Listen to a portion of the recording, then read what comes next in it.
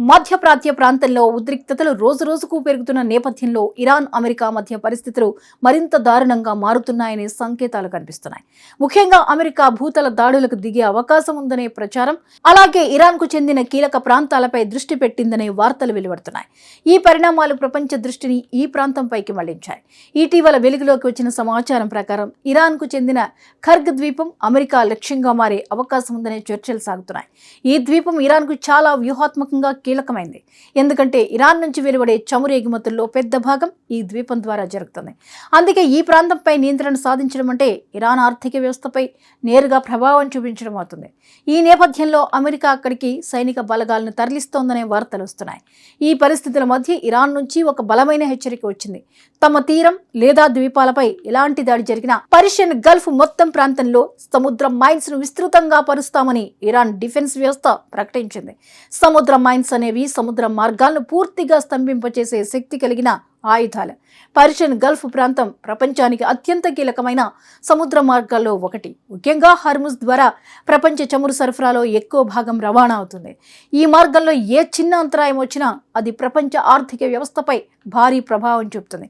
ఇలాంటి కీలక ప్రాంతంలో సీ మైన్స్ పరచడం అంటే నౌకాయానాన్ని పూర్తిగా నిలిపివేయడమే అవుతుంది. ఇరాన్ తన హెచ్చరికలో ఒక చారిత్రక ఉదాహరణ కూడా ప్రస్తావించింది.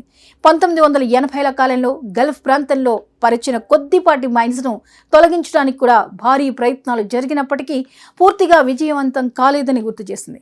100కు పైగా మైన్ స్వీపర్లు పనిచేసినా ఆ మైన్స్ను తొలగించడం చాలా కష్టమైందని అప్పటి పరిస్థితులు చూపించాయని తెలిపింది. దీంతో ఇప్పుడు పెద్ద ఎత్తున మైన్స్ పరిస్తే పరిస్థితి ఎంత క్లిష్టంగా మారుతుందో అర్థం చేసుకోవచ్చు. ఇక అమెరికా వైపు చూస్తే ఆ దేశం కూడా ఈ ప్రాంతంలో తన సైనిక ఉనికిని పెంచుతున్నట్లు సమాచారం. వేల సంఖ్యలో నౌకాదళ సిబ్బంది మెరైన్ దళాలను మోహరించడం జరిగింది. హెలికాప్టర్లు, అత్యాధునిక యుద్ధ విమానాలు, ముఖ్యంగా F-35 వంటి ఫైటర్ జెట్లు కూడా ఈ ప్రాంతంలో వినియోగంలో ఉన్నాయని సమాచారం. అలాగే సముద్ర మార్గాల ద్వారా దిగేందుకు ఉపయోగించే సాయుధ ల్యాండింగ్ వాహనాలతో కూడిన బెటాలియన్ను కూడా సిద్ధం చేసినట్లు తెలుస్తోంది. అయితే ఈ మోహరింపుల అసలు ఉద్దేశ్యం ఏంటి అన్నది స్పష్టంగా తెలియడం లేదు. ఒకవైపు హర్ముజ్ జలసంధిని తెరిచి ఉంచడమే లక్ష్యమని కొందరు విశ్లేషకులు భావిస్తుంటే, మరోవైపు ఖర్గ్ ద్వీపాన్ని స్వాధీనం చేసుకునే వ్యూహం కూడా ఉండవచ్చని మరికొందరు అంచనా వేస్తున్నారు. ఈ మొత్తం పరిణామాలను పరిశీలిస్తే ఒక విషయం స్పష్టంగా కనిపిస్తుంది. ఇది కేవలం రెండు దేశాల మధ్య ఉన్న ఉద్రిక్తత మాత్రమే కాదు, ప్రపంచవ్యాప్తంగా ప్రభావం చూపే ఒక పెద్ద భౌగోళిక రాజకీయ సమస్యగా మారే అవకాశం ఉంది.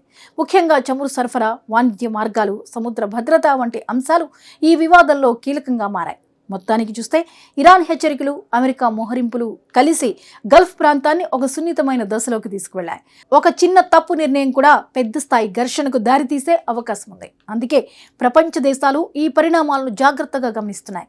ఈ ఉద్రిక్తతలు ఎలా మారుతాయో, దానికి సంబంధించిన పరిణామాలు ఏమిటో అనే అంశాలు రాబోయే రోజుల్లో కీలకంగా మారనున్నాయి.